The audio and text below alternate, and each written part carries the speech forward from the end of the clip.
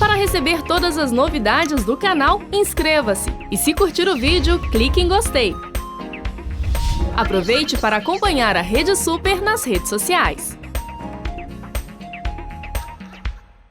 Nós queremos ainda trazer assuntos que vão mexer com a sua família. Eu sou pai, hoje entreguei meus filhos lá na escola e preocupações nos cercam. Nós olhamos quem eram os alunos que estavam com os nossos filhos lá na sala, quais são as salas deles, toda essa preocupação. Mas olha só, entrando então fevereiro, aí, as aulas voltaram, né? Os estudantes já retomam essa rotina das salas de aula. Mas entra ano, sai ano, um assunto também relacionado à vida acadêmica dos nossos filhos. Esse assunto vira e mexe, volta à tona. E ele pode ser considerado um transtorno a ser encarado pelos professores, pelos pais e até pelos alunos. É o bullying. Já ouviu falar sobre isso? Então preste atenção. O que é o bullying? São atos de violência física ou psicológica intencionais e repetidos, praticado por um indivíduo ou grupos, causando dor e angústia. E para falar também sobre esse assunto aqui, para a gente discorrer sobre esse assunto, quem nós recebemos no nosso De Tudo Um Pouco é a pedagoga Aline Dias. Bom dia, Aline, como vai? Deus te abençoe, uma honra tê-la aqui conosco no nosso De Tudo Um Pouco. Tudo bem, Aline? Eu que agradeço, tudo ótimo. Esse é o tempo, porque, como nós dissemos aqui, fevereiro inicia aí esse período. A preocupação ela já vem. Os pais já devem se preocupar assim, por exemplo, no meu caso, hoje nós vimos quem estaria nas salas dos nossos filhos, talvez aquelas experiências não tão agradáveis do ano anterior, alguns colegas, um ou outro, a gente pergunta, será que vai para o outro ano? O pai já deve se preocupar com isso, Aline? Na verdade, não deve se ter uma preocupação evidente assim, em relação ao bullying, por exemplo, que é o que a gente vai discutir em si. Porque, na verdade, a gente não pode prever esse tipo de acontecimento, né?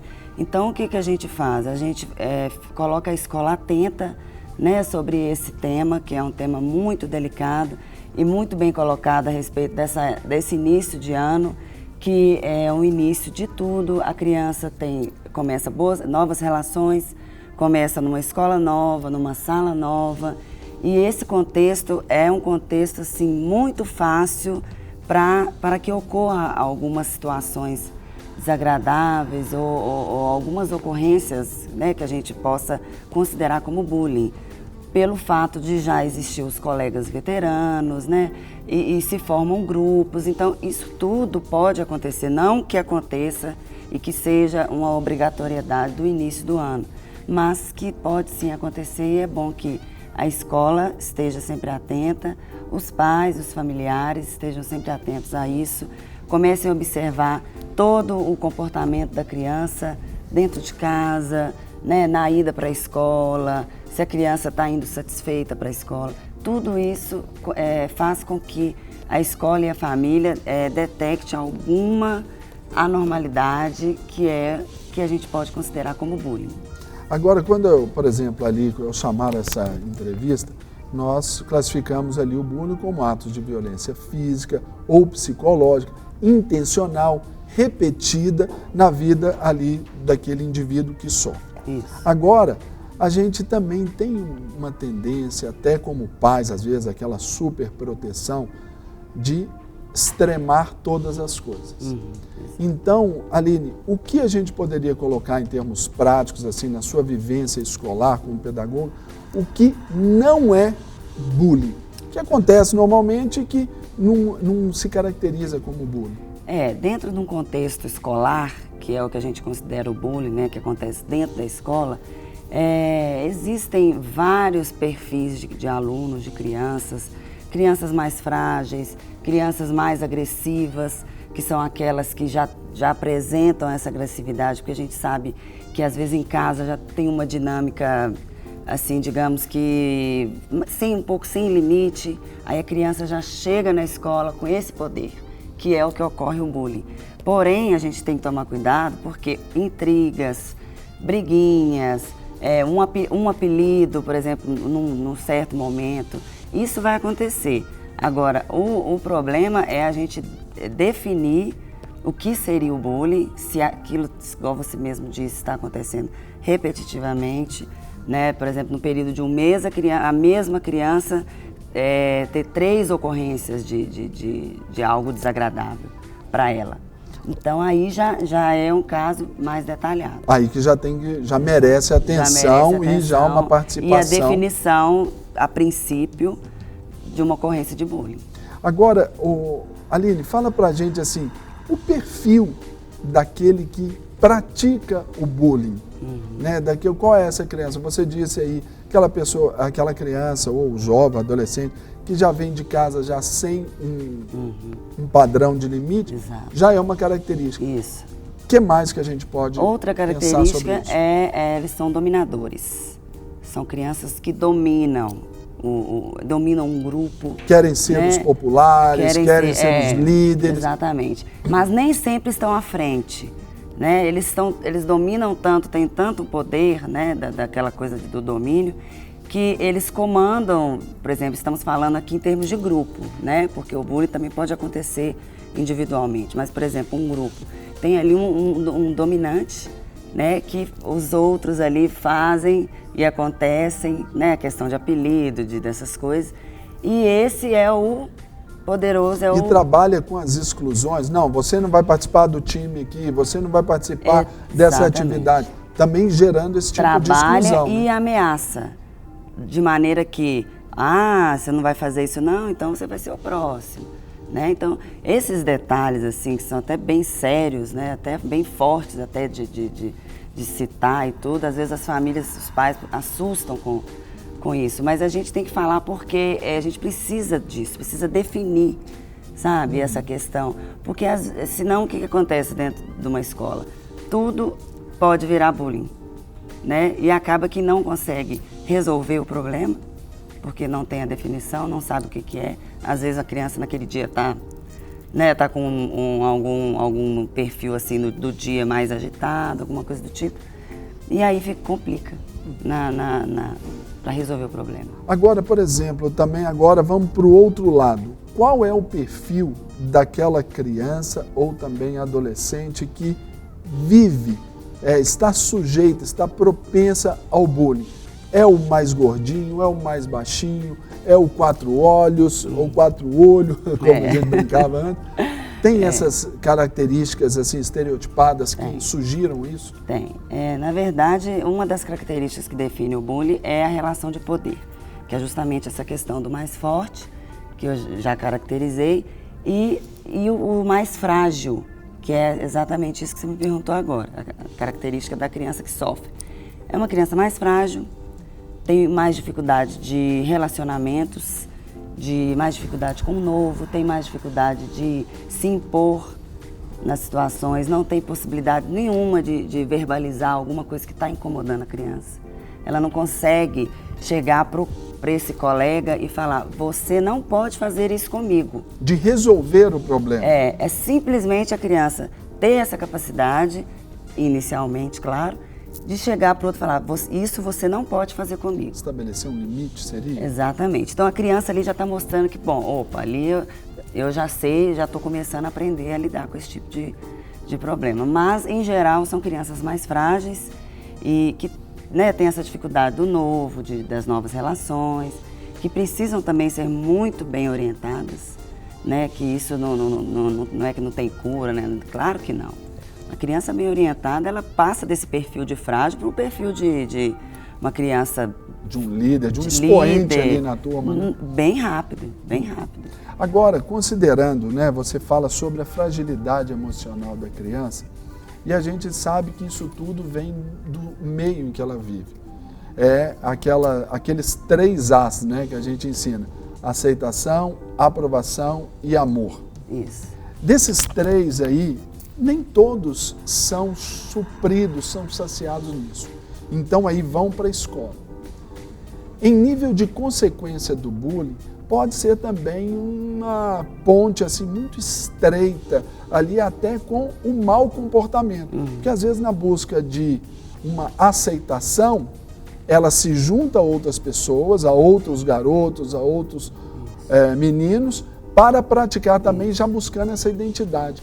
Isso também é uma característica que os pais precisam observar também. Precisam observar. E na maioria desses fatos que ocorrem na escola, que a gente está ali para analisar, observar e tentar resolver, a maioria deles tem ligação com o meio que a criança vive em casa. Então, todas essas atitudes da criança, de querer se juntar a um grupo, de querer ali se tornar o que ela não é, tudo isso é alguma falha ou alguma coisa que passou despercebida em casa ou realmente com a correria dos pais e tudo.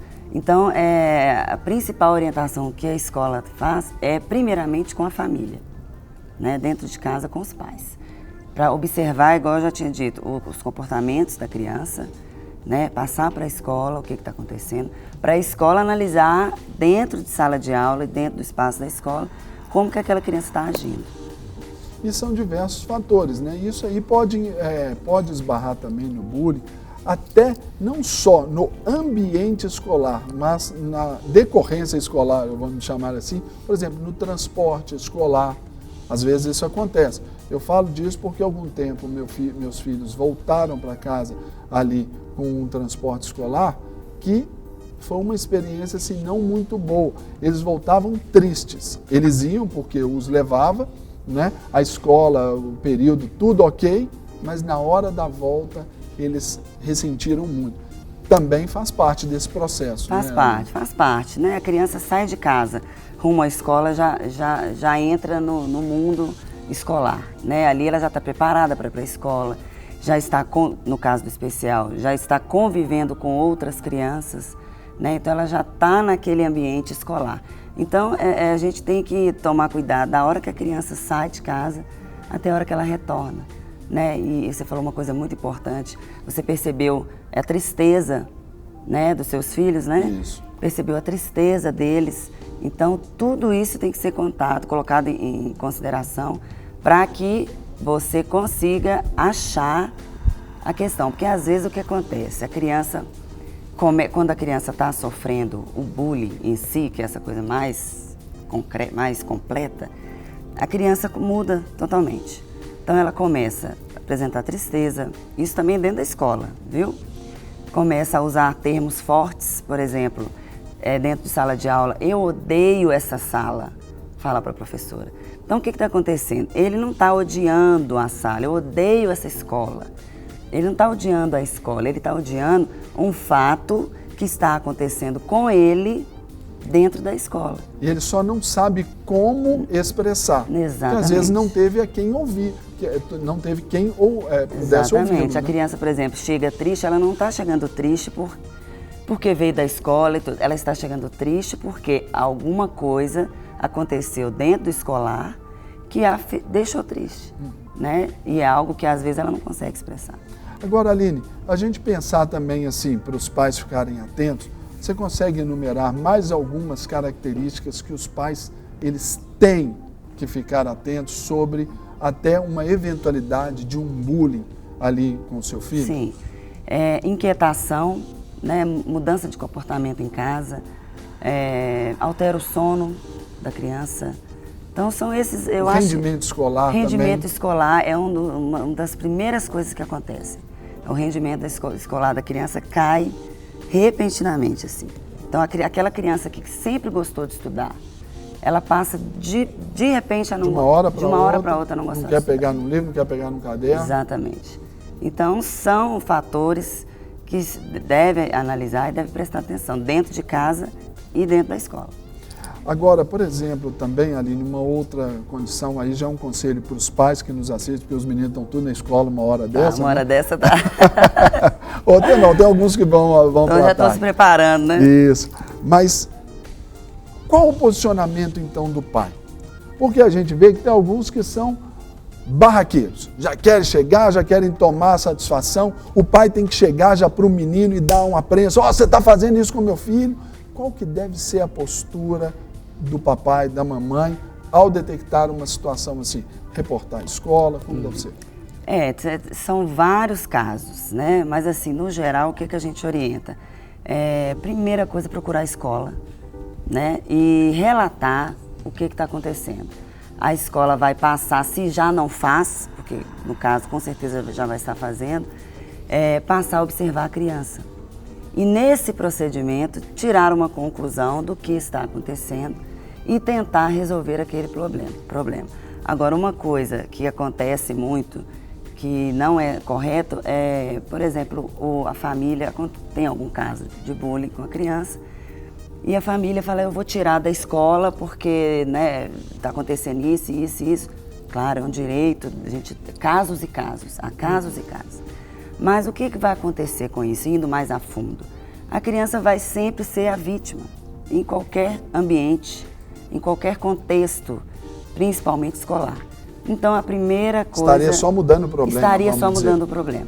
Então, a primeira coisa é trabalhar dentro da escola, com a coordenação, com os professores, com todas as pessoas que estão dentro da escola, com os pais, né? Saber como é que está, como é que não está, isso tudo é muito importante, né? A gente abre um espaço para isso, para poder os pais terem essa liberdade e no primeiro instante, primeira desconfiança de alguma coisa diferente no comportamento do seu filho, com certeza tem que procurar a escola.